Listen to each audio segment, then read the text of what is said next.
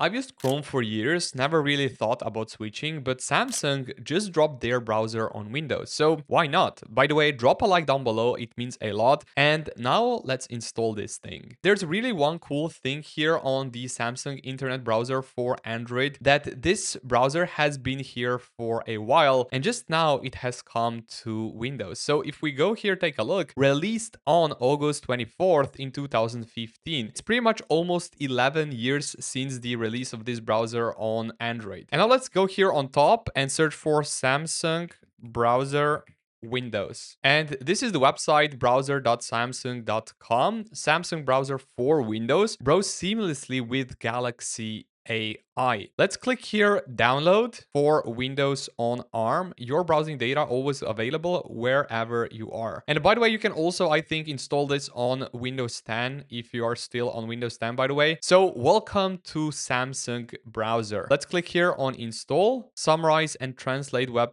pages with AI, downloading Samsung browser. Protect yourself from trackers and intrusive ads. So it would be really cool to see if it actually does have the ad blocker built in. Now we have this icon here on the top left corner, and I think that I would pick Samsung icon over the Google Chrome icon. I think that Google's looks too flat in my opinion. This one has a little bit of the character. So this is the Samsung browser. Welcome to Samsung browser, a fast and simple web browser that puts your privacy and security first. So let's click here. I agree to send error reports automatically. I will uncheck that because it's optional, as you can see. So let's go back, continue.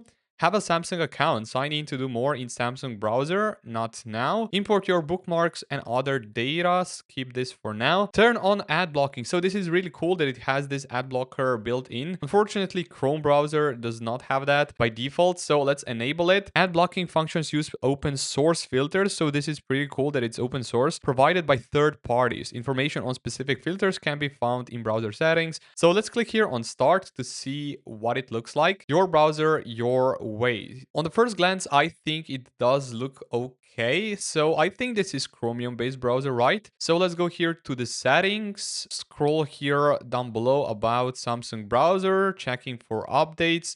Official build ARM64. Yeah, I think that this is Chromium. This is the number of the Chromium browser. So let me just double check here in Google Chrome settings about Chrome. So this one is on version 146, but the Samsung browser is 3 versions behind, so 143. So yeah, it is Chromium web browser, and I think we can also install some of the extensions. But here on the new tab page, I think that it looks okay. Then here on the right, we have this option to, I think, customize the homepage settings. So new tab page from other devices, privacy report. Let's try to enable this. Most visited, weather and clock. Let's also add the clock. And then we can also add our own custom wallpaper. So let's go here to the pictures. Let's add this really sick one. And then we have here done. We can do this, and now it just changed here this background image to the same one as I have here on my desktop. So I think it already looks pretty cool that it also has this statistics for the ads blocked today. Now let's go here on the right to see what it offers in this right sidebar. I think that this is AI, but I think we can use it without the sign in option. So let's click use guest profile. You're browsing as guest. Samsung browser won't save your browsing history, download history, cookies, and site data. Let's close that. Then we have here this phone option. So I think you can actually sync your Samsung browser with the desktop browser as well. Even if you're on Android, you will have the same tabs here. And here we also have the calendar from Samsung. So yeah, pretty much you can sync everything here inside this browser if you already have, for example, Samsung account and also your Samsung device. Now let's go here and click on this. What we can do with this, we can add a website. So we'll add a YouTube, for example, and now we have here YouTube on this sidebar. What if I click here on the settings? We have an option to disable the sidebar. And if I go here to the sidebar settings, we have sidebar and side panel. Always shows sidebar, it's on. And then we also have synced devices to show. So pretty much it's already pretty cool. I think I will just disable here the sidebar. So let's do this. And then here, let's go back to the new tab page. Here on the left, we have the user. And then here we have this tabs overview, and this one looks pretty cool. So this overview of the tabs looks pretty cool. It has this really nice blur behind the tabs.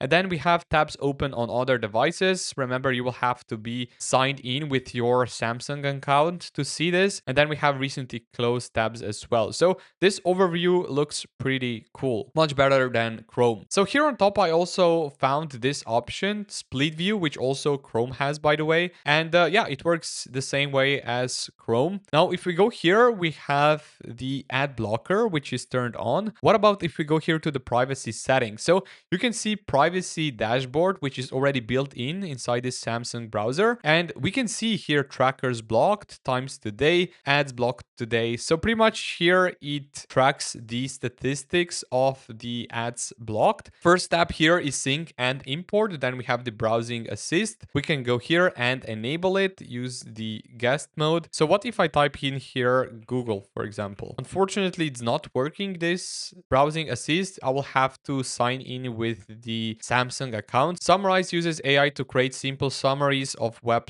page text. Then we have translate web pages in your preferred language. Maybe I will try that later. Let's go here to the startup. So on the startup, we have opened the new tab page. Then we have home button, address bar and search. Of course, it's Google. Appearance, show bookmark. I will click here on never. Website appearance, light, dark, use system setting. Sidebar and side panel, we turned this off. Privacy dashboard, personal browsing data, sites, downloads, default browser, performance is system. So we have here this optimize memory use. Let's try this. Free up memory based on usage. Yeah. Power saver. And then we have here continue running background apps when Samsung browser is closed. Use hardware acceleration when available. So pretty much this all here are standard Chromium settings. Let's try this one, which I have never seen before, add-ons. So what will this do on the browser? Maybe these are some kind of the extensions. Yeah.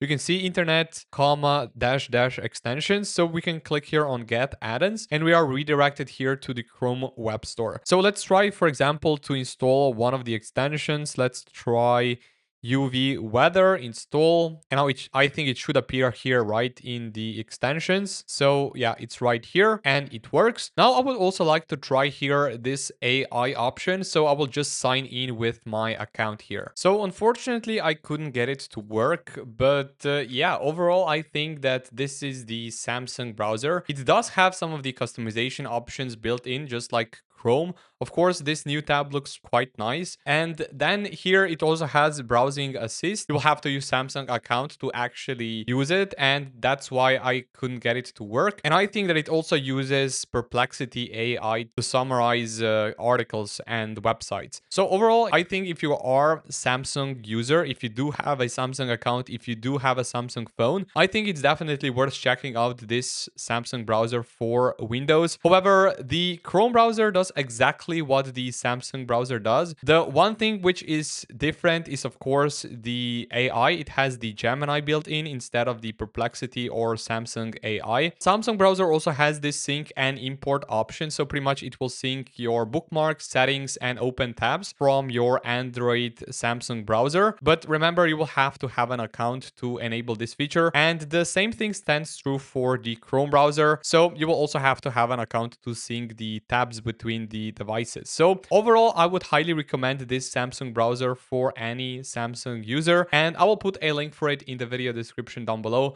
so you can check it out. Also, if you're thinking about upgrading your keyboard, Gateron has a huge range of switches for every use case. Link is in the description, go check them out. And if you enjoyed this video, drop a like down below, subscribe to the channel if you haven't already, and I will see you all around in the next video.